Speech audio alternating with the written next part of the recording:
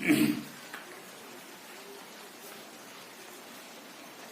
बच्चों, आज हमारी गणित की कक्षा में पुनः आपका स्वागत है।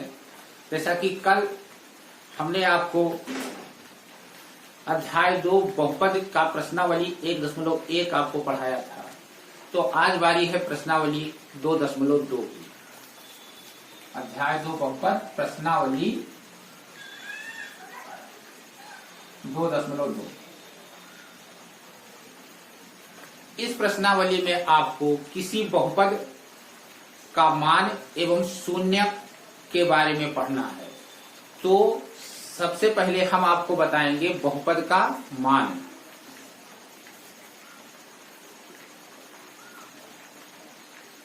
बहुपद का मान देखिए, किसी बहुपद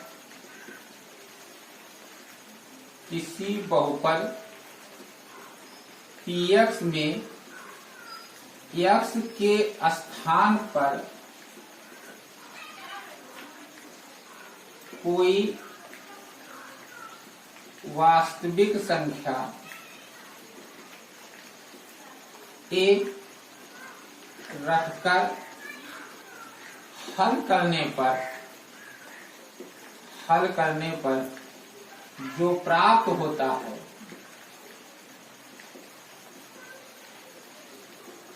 उसे हम बहुपद का मान, बहुपद का x बराबर 1 मान कहते हैं और इसे PA से निरूपित करते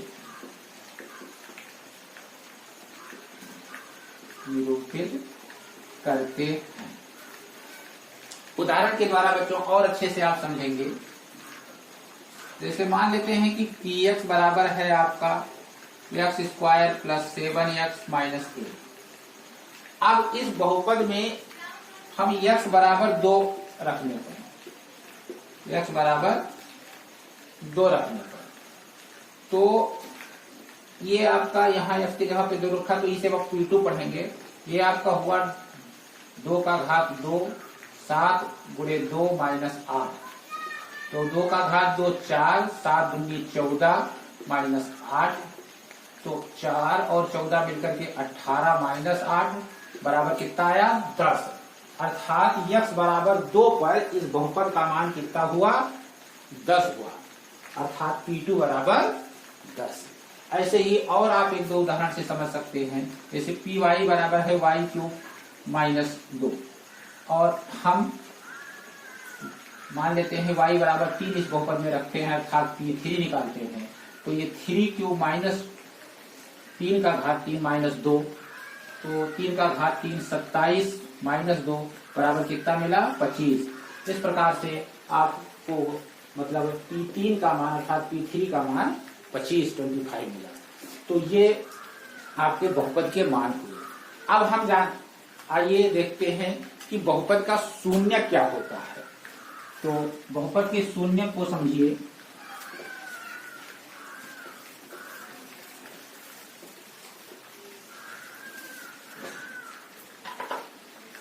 बहुपद का शून्य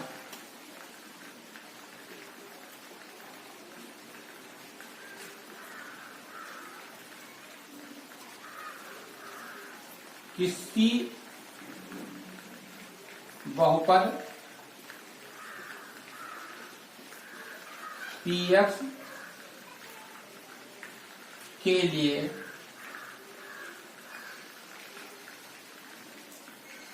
x के वे मान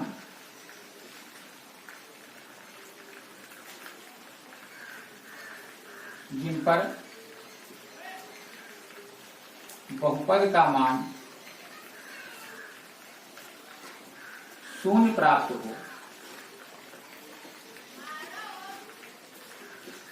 हम x के उन मानों को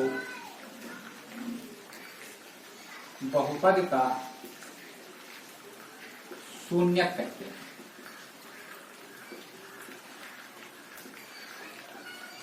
उदाहरण देखिए, जैसे px बराबर है एक्स क्यूब माइनस 1, पहले एक्स स्क्वायर माइनस 4 को देखिए। तो अगर जो हम x के जगह पे 2 रखते हैं तो ये आपको मिलेगा 2 का घात 2 माइनस 4 अर्थात 4 माइनस 4 बराबर 0। माइनस 2 रखते हैं तो आपको मिलेगा माइनस 2 का घात 2 माइनस 4 अर्थात 4 माइनस 4 बराबर 0। तो यहाँ x बराबर 2 रखने पर भी और माइनस 2 रखने पर भी इस बहुपद px का मान शून्य प्राप्त होता है, अर्थात यहाँ पर 2 और माइनस 2 जो हैं ये बहुपद के शून्यक हैं। और उदाहरण देख सकते हैं आप, जैसे px बराबर है x square minus 3x plus 2। अगर जो हम x बराबर 1 रखते हैं, x बराबर 1 रखने पर अर्थात p1 हम निकालते हैं तो देखिए 1 स्क्वायर माइनस 3 इंटू 1 धन 2, तो 1 माइनस 3 धन 2, तो 1 2 3 माइनस 3 बराबर 0। तो यहाँ पर x बराबर 1 रखने पर क्योंकि बहुपद का मान अर्थात p1 का मान शून्य प्राप्त हुआ, इसलिए 1 इस बहुपद का एक शून्यक है। ऐसे ही आप जो है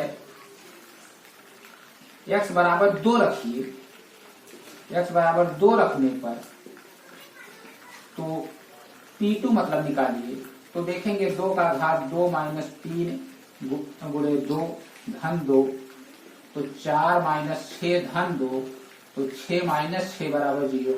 फिर वही चीज अर्थात x बराबर 2 रखने पर इस बहुपद का मान शून्य हो जाता है, तो 2 भी इस बहुपद का शून्यक है। बच्चों एक चीज नोट करने वाली है कि किसी बहुपद का जितना घात होता है उसके उतने शून्यक होते हैं। तो ये जानने के बाद आइए अब हम प्रश्नावली के प्रश्नों को हल करते हैं।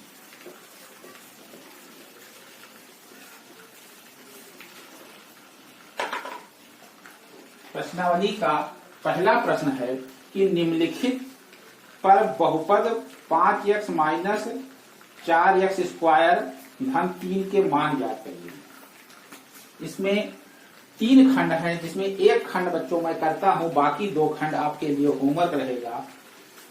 देखिए प्रश्न 1 का पहला पार्ट है px बराबर आपको मान लेते हैं, माना जो बहुपद दिया गया है वो px के बराबर है और px बराबर 5x माइनस 4x स्क्वायर धन 3 प्लस 3। तो x बराबर 0 पर, x बराबर -1 पर, x बराबर 2 पर आपको बहुपद के मान प्राप्त करने हैं। बच्चों मैं दूसरा खंड हल करता हूं,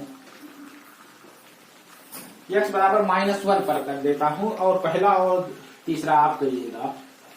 तो x बराबर -1 रखने पर आप लिखेंगे तो p -1 बराबर 5 into -1 minus 4 into -1 square plus 3 अर्थात -5। और ये देखिए -1 का स्क्वायर धन 1 हो जाएगा और 4 से गुणा होकर के 4 और फिर ये माइनस अर्थात -4 धन 3। तो -5 -4 -9 धन 3 बराबर -6। इस प्रकार आपको x बराबर -1 पर इस बहुपद का मान -6 प्राप्त हुआ। आप बाकी 2 खंड पहला और तीसरा हल करेंगे पहले प्रश्न का, और हम दूसरे प्रश्न को पढ़ते हैं। इसमें कह रहा है निम्नलिखित बहुपदों में से प्रत्येक बहुपद के लिए p1, p-1 और p2 ज्ञात करिए। वही चीज है प्रश्न 2 में आपको 4 खंड दिए गए हैं और पहला खंड मैं करता हूं। py बराबर दिया गया है y square minus y plus 1। आपको p1, p-1 और p2 ज्ञात करने हैं। तो देखिए p1 बराबर 1 का घात 2 माइनस 1 धन 1 अर्थात 1 माइनस 1 धन 1 कुल मिलाकर 1 मिला। p-1 अर्थात -1 का घात 2 माइनस -1 धन 1, तो ये आपका 1 धन 1 धन 1 बराबर 3 हुआ। और फिर P2 बराबर आपको मिलेगा y की जगह पे 2 रखेंगे तो 2 स्क्वायर माइनस 2 धन 1, तो 4 माइनस 2 धन 1, 5 माइनस 2 बराबर 3। तो ये आपका दूसरे प्रश्न का पहला खंड हो गया। बाकी 3 खंड बच्चों आप ऐसे कर सकते हैं, बहुत आसान है। तीसरा प्रश्न है कि सत्यापित कीजिए कि दिखाए गए मान निम्नलिखित स्थितियों में संगत बहुपद के शून्यक हैं। इस प्रश्न के कुल 8 खंड हैं, 3-4 खंड बच्चों हम करते हैं, बाकी आप करिएगा। देखिए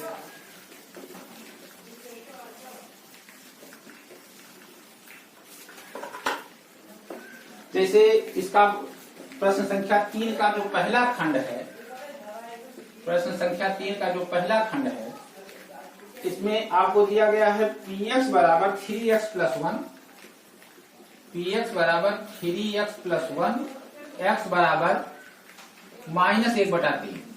आपको ये चेक करना है, सत्यापित करना है कि ये x बराबर -3 1/3 इस बहुपद का शून्यक है या नहीं है।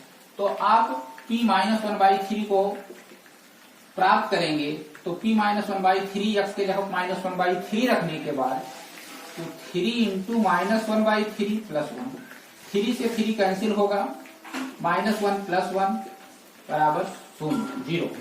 तो चूंकि x बराबर -1/3 -1/3 रखने पर बहुपद का मान आपको 0 प्राप्त होता है। तो आप लिखेंगे अतः -1/3 बहुपद का एक शून्यक है, बहुपद का एक शून्यक।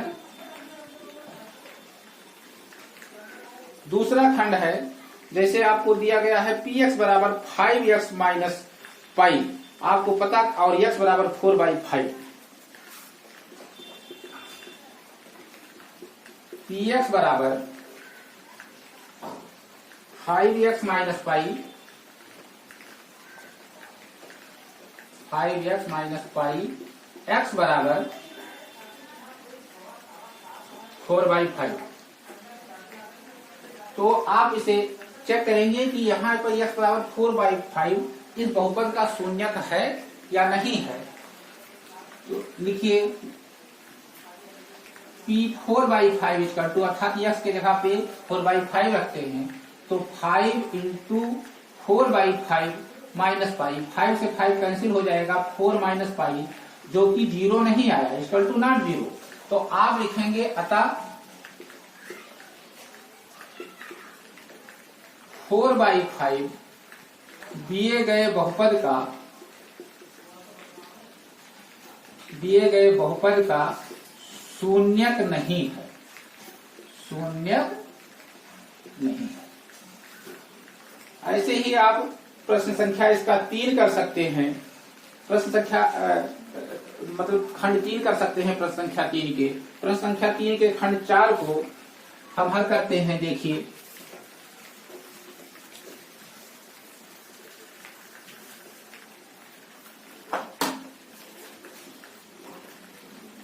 जैसे आपको दिया गया है px बराबर x plus 1 into x minus 2, px equal to x plus 1 into x minus 2, और आपको चेक करना है x बराबर -1 और 2 पर। तो देखिए पहले आप p-1 निकालिए, तो x के जगह पे -1 रखते हैं, तो -1 प्लस 2 इंटू -1 माइनस 2, -1 प्लस 2 आपको मिलेगा 1, सॉरी ये 1 था, -1 प्लस 1 0 मिलेगा 0, और इंटू -3, 0 से मल्टीप्लाई करने पर कुछ भी 0 आता है, अर्थात p-1 की वैल्यू आपको जो मिली वो 0 मिली। तो आप यहाँ पर ये लिख सकते हैं कि -1 px का शून्यक है।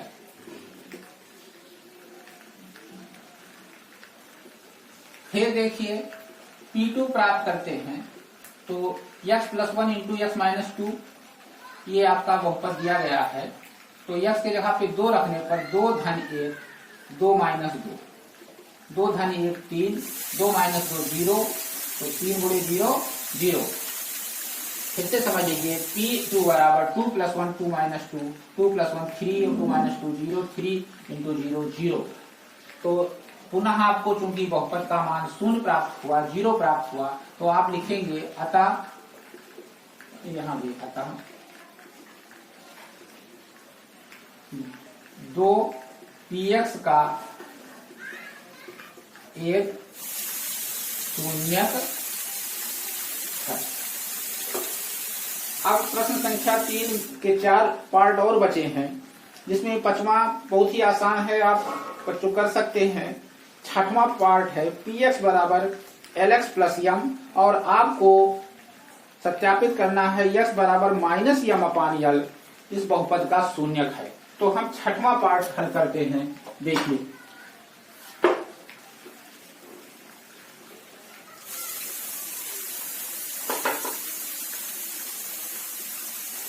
px बराबर lx प्लस m,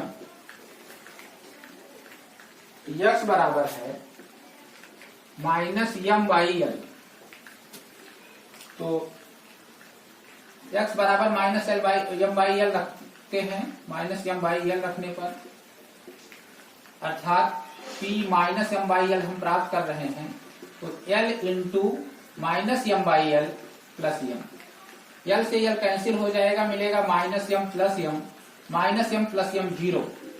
तो आप देख रहे हैं कि माइनस m बाई l पर क्योंकि बहुपद का मान पुनः देख रहे हैं 0 प्राप्त हो रहा है, तो आप लिखेंगे अतः माइनस m बाई l बहुपद का एक शून्यक है। ठीक है बच्चों, तो बच्चों देखते हैं अब हम प्रश्न संख्या 3 का 7वां भाग, जो आपको दिया गया है px बराबर 3x स्क्वायर माइनस 1, और आपको सत्यापित करना है माइनस 1 बटा अंडर रूट 3 अर्थात 1/√3 और 2/√3 2 बटा अंडर रूट 3 पर। तो x बराबर माइनस 1 बटा अंडर√3, x बराबर माइनस 1/√3 रखने पर तो आप प्राप्त करेंगे p minus 1/√3 equal to 3 into minus 1/√3 का होल स्क्वायर माइनस 1। तो 3 इंटू माइनस का स्क्वायर प्लस हो जाएगा, √3 का स्क्वायर 3 हो जाएगा, तो 1/3 माइनस 1। 3 से 3 कैंसिल होने पर 1 माइनस 1 बराबर 0। तो आप इसे लिखेंगे उसी तरह से, अतः माइनस 1/√3 px का एक शून्यक है। पुनः देखिए x बराबर 2/√3 रखने पर, x बाई 2/√3 रखने पर तो ये आपको प्राप्त होगा p2/√3 इक्वल टू 3 इंटू 2/√3 का स्क्वायर माइनस 1।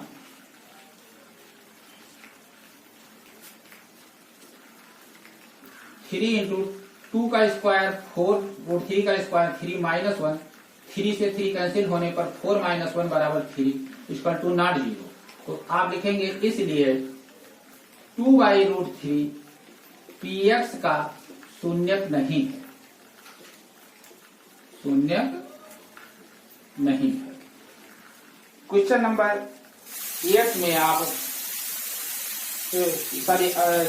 खंड 8 जो है आपका 8वां पार्ट क्वेश्चन नंबर 3 का px बराबर 2x प्लस 1, इसे x बराबर 1/2 पर आपको सत्यापित करना है कि ये शून्यक है या नहीं है। तो आप x बराबर 1/2 रखकर अर्थात p1/2 निकालेंगे और देखेंगे कि ये शून्य आता है px कि नहीं आता है। यदि px शून्य आता है तो 1/2 इसका शून्यक होगा, और यदि नहीं आता है तो नहीं होगा। अब इस प्रश्नावली का जो अंतिम प्रश्न है वो प्रश्न संख्या 4, जिसमें कह रहा है आपको कि निम्नलिखित स्थितियों में से प्रत्येक स्थिति में बहुपद का शून्य ज्ञात कीजिए। सबसे आसान प्रश्न है इस प्रश्नावली का, देखिए।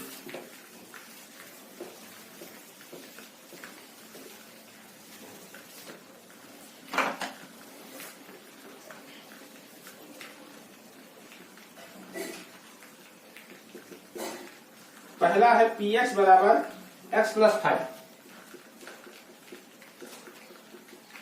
आपको इस बहुपद पी एक्स का शून्य पता करना है, तो आप जानते हैं कि शून्य के लिए पी एक्स का जो मान है वो शून्य होना चाहिए। तो आप लिखेंगे कि यदि पी एक्स बराबर 0, तो इम्प्लाइज दैट एक्स प्लस 5 बराबर 0, इम्प्लाइज दैट एक्स बराबर -5। तो अतः -5 पी एक्स का शून्य है, पी एक्स का शून्य। दूसरा पी एक्स बराबर एक्स माइनस 5, पी एक्स बराबर एक्स माइनस 5 यदि उसी तरह भाषा लिखेंगे, यदि पी एक्स बराबर 0 इम्प्लाइज दैट एक्स माइनस 5 बराबर 0, इम्प्लाइज दैट एक्स बराबर 5। अतः 5 पी एक्स का एक शून्यक है। क्वेश्चन नंबर थर्ड, चौथे का थर्ड पार्ट देखिए। पी एक्स बराबर, ये आपको बच्चों दिया गया है 2x प्लस 5। यदि पी एक्स बराबर 0 इम्प्लाइज दैट 2x प्लस 5 बराबर 0, इम्प्लाइज दैट 2x बराबर -5, इम्प्लाइज दैट x बराबर -5/2। तो यहां पर अब आप ये लिखेंगे कि -5/2, अतः -5/2 पी एक्स का एक शून्यक है। आगे प्रश्न देखिए।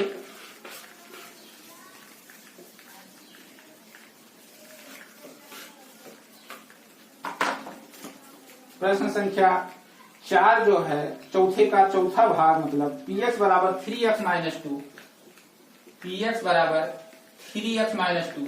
वही भाषा बेटा लिखेंगे बच्चों कि यदि पी एक्स बराबर 0, this means implies that 3x-2 बराबर 0, तो 3x बराबर 2 अर्थात x बराबर 2/3 इस बहुपद का शून्यक होगा। क्वेश्चन नंबर 5, ये तो बहुत ही आसान। पी एक्स बराबर 3x दिया गया है और आप वही भाषा जो अब तक लिखते आए हैं इस प्रश्न में, पी एक्स बराबर 0 इम्प्लाइज दैट 3x बराबर 0, इम्प्लाइज दैट 3 तो 0 हो नहीं सकता, उसको ट्रांसफर करेंगे, मतलब x बराबर 0। तो इस बहुपद का जो शून्यक मिलेगा वो क्या होगा? शून्य होगा। और फिर छठवां प्रश्न हम कर देते हैं कि पी एक्स बराबर ax दिया गया है। असलियत में ये पांचवा और छठवां समझ लो एक ही चीज है। हम कर रहे हैं, देखिए छठवां पार्ट, पी एक्स बराबर ax यदि पी एक्स बराबर 0 इम्प्लाइज दैट ax बराबर 0 इम्प्लाइज दैट x बराबर 0। तो अतः 0 पी एक्स